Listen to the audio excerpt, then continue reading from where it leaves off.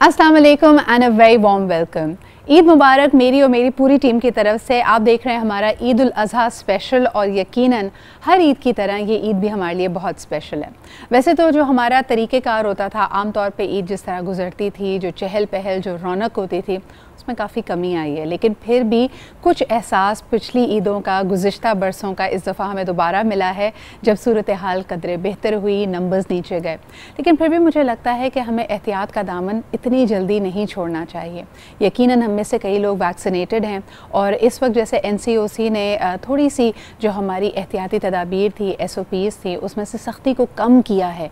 लेकिन इसका हरगिज़ ये मतलब नहीं है कि हम किसी तरह के भी SOPs को फॉलो ना करें। हमारे इर्द गिर्द इस दफ़ा देखा गया कि बाज़ारों में बहुत रश था। बकरा मंडी, मवेशी मंडी में भी लोगों ने बहुत ज़्यादा ख़रीदारी जोशो खरोश से की।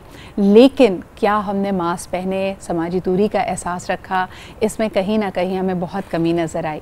इसके अलावा रेस्टोरेंट्स में भी अब इंडोर डाइनिंग शुरू हो चुकी है और जिस तरह मैंने आपको पहले बताया था, अब आपके लिए किसी भी जगह में एंट्री के लिए बहुत ज़रूरी है कि अगर आप वैक्सीनेट करा चुके हैं तो आपके पास नादरा का वो कार्ड होना चाहिए जो कि तस्दीक करता है कि आप वैक्सीनेटेड हैं। एंड इट्स रियली इम्पॉर्टेंट, क्योंकि इस वक्त हम देख रहे हैं कि रशिया जैसे मुल्क में भी रोज़ाना की बुनियाद पर तकरीबन 25-30 हज़ार कोविड पॉजिटिव केसेस आ रहे हैं। वहाँ पर भी एक सख्ती नज़र आ रही है डेल्टा वेरिएंट को लेकर।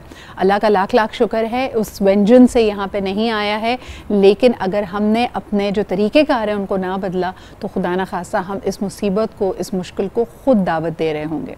लेकिन जी आगे बढ़ते हैं। ईद की तैयारियों में यकीनन हमारे लिए बड़ा अहम है कि जहां हम बारबेक्यूज़ का जिक्र कर रहे हैं और मुख्तलिफ़ चीज़ें, पकवानों की बात होती है, क्योंकि कुर्बानी का गोश्त है जी, तो पूरे साल में बेशक बारबेक्यू ना हो और मौसम चाहे जैसा भी हो, लेकिन ईद कुर्बान पे हम यकीनन बारबेक्यू का एहतमाम करते हैं। आपके लिए भी ये स्पेशल डेज़ हैं, तो आज भी हम अपने प्रोग्राम में शामिल करेंगे कुछ ख़ास रेसिपीज़। बारबेक्यू की तो नहीं है लेकिन पकवान से रिलेटेड है। और मुझे लगता है कि बड़ी ईद के किचन्स में जो चीज़ बहुत इग्नोर होती है वो मीठा होता है। इतना लोगों का एम्फेसिस होता है मुरग़्ग़न चीज़ों के ऊपर, गोश्त की चीज़ों के ऊपर कि उसको बारबेक्यू करना है, सालन बनाना है, बिरयानी बनानी है, कि हम भूल ही जाते हैं कि मीठा भी बनाना है या नहीं। तो आज मैंने ख़ास तौर पर शेफ़ फरजाना से ये रिक्वेस्ट करनी है कि वो हमारे लिए कुछ मीठा ज़रूर बनाएं। इसके अलावा जी मुख्तलिफ़ वॉक्स ऑफ लाइफ के हमारे साथ मेहमान मौजूद होंगे। शोबिस से भी इनका ताल्लुक़ है, सियासत से भी इनका ताल्लुक़ है। इनसे भी जानेंगे कि इनके लिए साल 2021 की ईद कुर्बान किस तरह गुजरी और किस तरह गुजर रही है। तो हमारे साथ रहिए, एक छोटा सा ब्रेक लेते हैं and we'll be right back.